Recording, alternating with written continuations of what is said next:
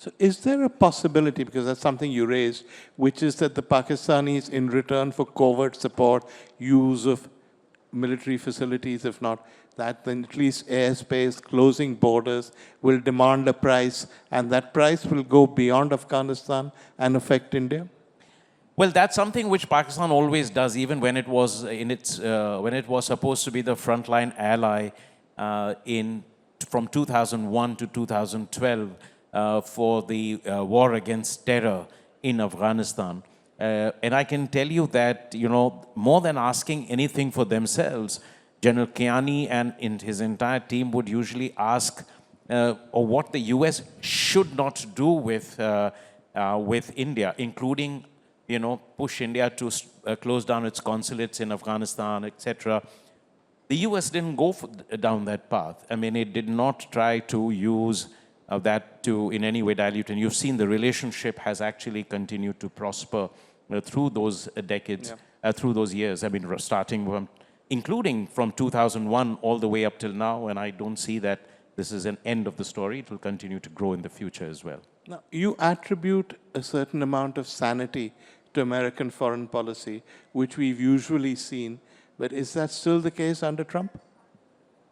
Well, I think as I mean, President Trump has, now you've come to a very complex question. Right. And I'll say this to start with, that in many ways, President Trump, in terms of policy, it may be an extreme expression or even a culmination and not an aberration of the trends in US broader strategic approach globally.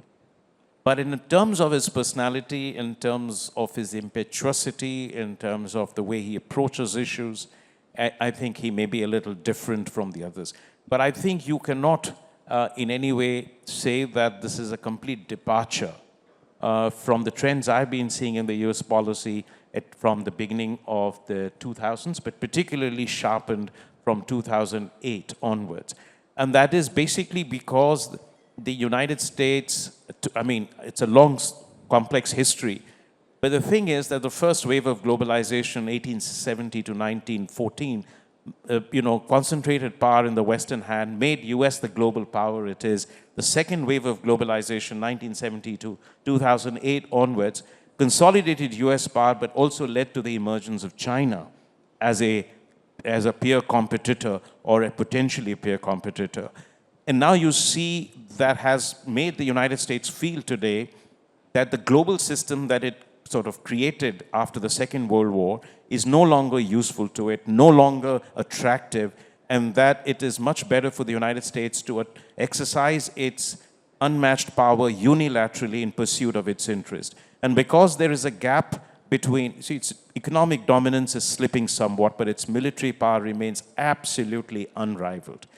And this is something which this is leading to temptations for coercive exercise of power, whether it is military. And then with regard to tariffs, it's a different story, because he also believes that tariffs are punishments that he inflicts on other countries for having carried out theft.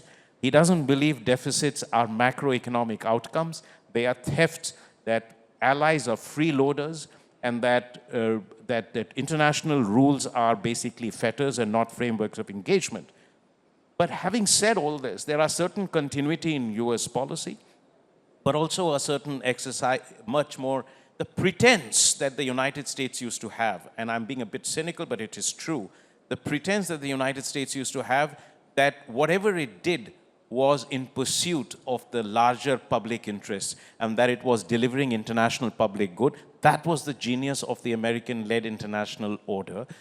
But no, it has dropped that pretense. It just speaks for its interest now. And that may be, in some sense, a more honest world in which we know what the US intentions are, what its power is, how it is going to exercise it, whether it is in military terms, political terms, or trade or finance terms. In any case, now we are entering into a new battle, a new geopolitical competition, which will be centered around technology, trade, investment, etc. It will lead to a sense of fragmentation. Already 3/4 of the investments, FDI, are now aligned along geopolitical lines, not driven by market calculations, and that's also affecting trade. So the geopolitical impact of trade is already visible. All of this is a reflection of the way the US has been adjusting to the new global realities. Trump has, in a sense, as it often happens in any development, accelerated it, has been disruptive, and in some way been an extreme manifestation of it.